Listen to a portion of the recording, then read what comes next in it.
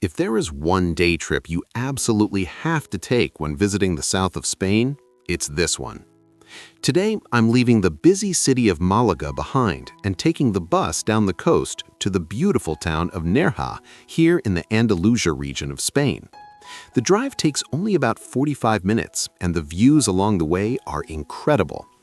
On the route, we pass through Rincón de la Victoria, and if you look closely at the rolling green hills, those are actually avocado and mango farms. This area is called the Axarquia region, and thanks to its unique microclimate, it has become the largest producer of tropical fruits in all of Europe. I've just arrived in Nerja, and the weather today is absolutely perfect, not a single cloud in the sky. This town is known for having some of the clearest water on the Costa del Sol and for a famous viewpoint called the Balcony of Europe. I can't wait to see it. To reach the coast, I take one of the narrow side streets leading toward the main square. You really have to watch your step here. The pathways are decorated with traditional Andalusian pebble mosaics. Quick travel tip: wear comfortable walking shoes because these beautiful stones can be a little slippery. Along the way, I pass Cochrane's Terrace, a restaurant with a huge menu that I mentally bookmark for later. Just a few steps farther, the street suddenly opens up into a wide promenade lined with palm trees. Before you even reach the water, your attention is immediately drawn to a stunning white building. This is the Iglesia de El Salvador, a beautiful church completed in 1697. Its architecture blends Moorish and Baroque styles, making it one of the historic centerpieces of Nerja. Seeing it glowing in the sunshine while people stroll around the square creates such a welcoming atmosphere. It's the perfect place to grab an ice cream and simply enjoy the local vibe. But as beautiful as the church is, I really came here for what waits just beyond the promenade. Welcome to the Balcón de Europa, the Balcony of Europe. And wow, just look at this view. This viewpoint stands on the site of a former 9th century Moorish castle and coastal battery. If you look around carefully, you can still see some of the old cannons nearby. On both sides, dramatic cliffs drop into the Mediterranean Sea, and behind it all, the Sierra de Alighiera mountains rise in the distance. Because these mountains meet the sea here, they protect the town from cold winds, giving Nerja its famously mild climate almost year-round. One of the most fascinating things about the Balcón de Europa is that it's surrounded by hidden coves right in the middle of town. If you look straight down from the edge, you'll see Playa de Calahonda. Just off the main square, through a small white archway, there's a narrow passage called the Balcón de Calahonda. Walking through it feels like stepping into a postcard. The path winds down the cliffside to the beach, where colorful wooden fishing boats rest on the sand beside old fishermen's cottages.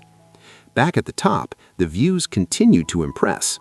To the right lies Playa El Salón, and directly below the balcony, there's even a restaurant built right into the cliff, Restaurante Rey Alfonso.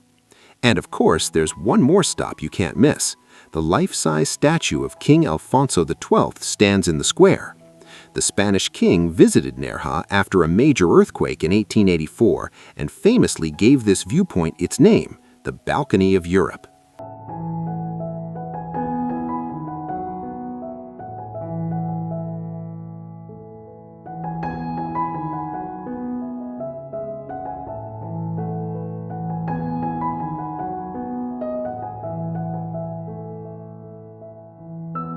After enjoying the ocean views, it's time to explore the town itself.